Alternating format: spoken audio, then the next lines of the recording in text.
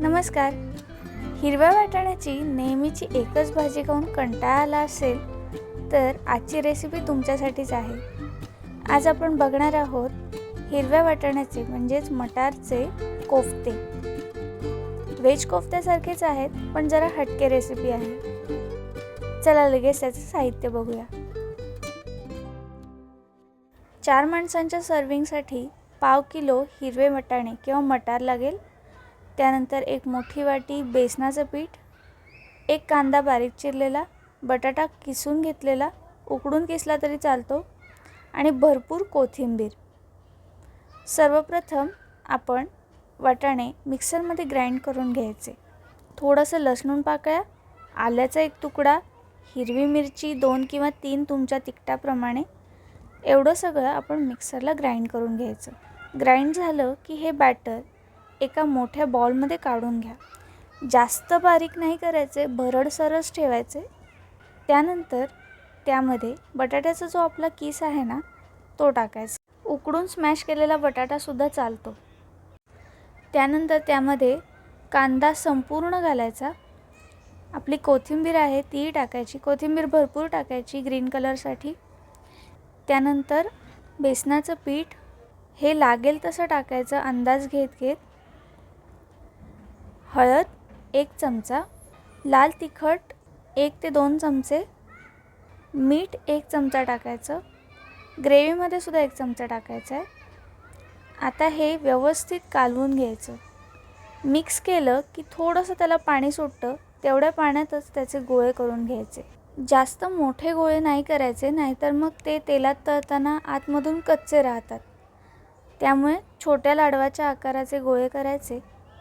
संपूर्ण बॅटरचे असे गोळे करून घ्यायचे. साधारण एवढ्या बॅटरचे 16 ते 17 गोळे होतात. यांनाच आपण आता कोफ्ते म्हणूया. त्यानंतर दुसरीकडे आपण आता ग्रेव्हीची तयारी करूया. त्यासाठी मिक्सरच्या त्याच भांड्यामध्ये सुकं भाजलेलं खोबरं टाकायचं थोडंसं. त्यानंतर त्याच्यामध्ये भाजलेले शेंगदाणे टाकायचे.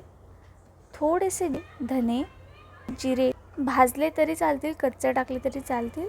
त्यानंतर लसूण पाकळ्या, थोडीशी कोथिंबीर, एवढं सगळं वाटून घ्यायचं. गरज असेल तर त्याच्यामध्ये थोडंसं पाणी टाकायचं. फाईनली वाटून घेतलं की ही पेस्ट अशी तयार होते. ही पेस्ट ग्रेव्हीला थिकनेस देते.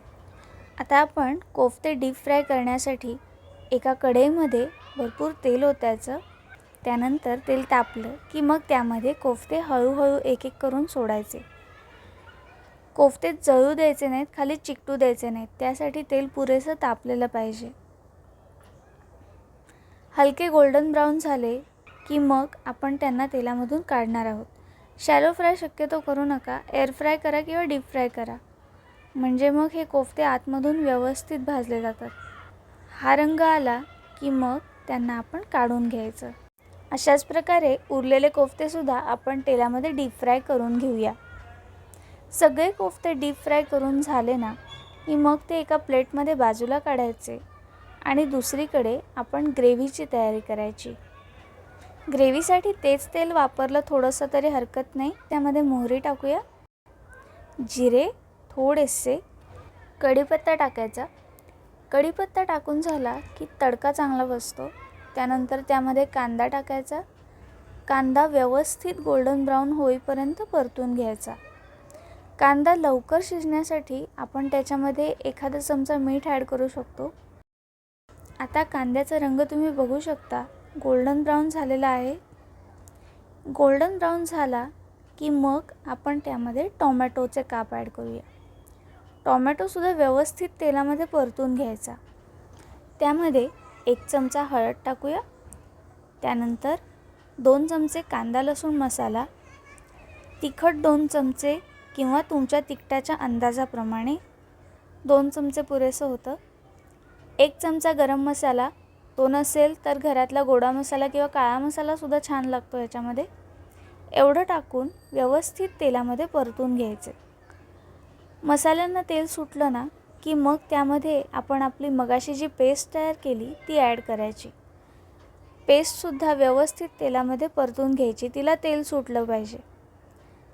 तिला तेल सुटलं ना की असा गोल्डन ब्राऊन कलर तयार होतो. किंवा लालसर येतो. असा रंग आला की त्यामध्ये गरजेप्रमाणे मीठ वाढवायचं. मगाशी ऑलरेडी 1 चमचा टाकलेला आहे. त्यानंतर आता यामध्ये पाणी ॲड करायचं.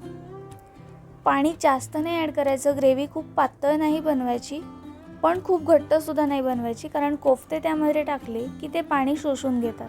त्यामुळे आवश्यकतेप्रमाणेच पाणी वाढवायचं आणि मग त्याला उकळी आणायची. उकळी आली की मग आपण त्यामध्ये एक एक करून कोफ्ते सोडायचे आहेत. सगळे कोफ्ते टाकून झाले ना की मग गॅस बारीक करायचा आणि ह्या मिश्रणाला एक 10 ते 15 मिनटं व्यवस्थित शिजून द्यायचं. गॅस बारीक का करायचा? कारण नाहीतर कोफ्ते फुटतात. 10 मिनिटांनी तुम्हाला कोफ्ते छान असे बल्की झालेले दिसतील. रस्सासुद्धा थोडा थिक झालेला दिसेल. आपले मटारचे कोफ्ते तयार आहेत. गरमागरम ते सर्व करूया. टेस्टी आणि हटके वेगळी अशी रेसिपी आहे. तुम्ही घरी नक्की ट्राय करून बघा. नेहमीच्या मटारच्या कालवणाला किंवा रश्श्याला घरचे लोक जर कंटाळले असतील ना, तर ही रेसिपी त्यांना खाऊ घाला. याला कसुरी मेथीचं गार्निशिंगसुद्धा खूप छान लागतं. ती नसेल तर तुम्ही कोथिंबीरीचं गार्निशिंगसुद्धा ॲड करू शकता. आजची ही रेसिपी तुम्हाला कशी वाटली हे आम्हाला कमेंट बॉक्समध्ये नक्की सांगा.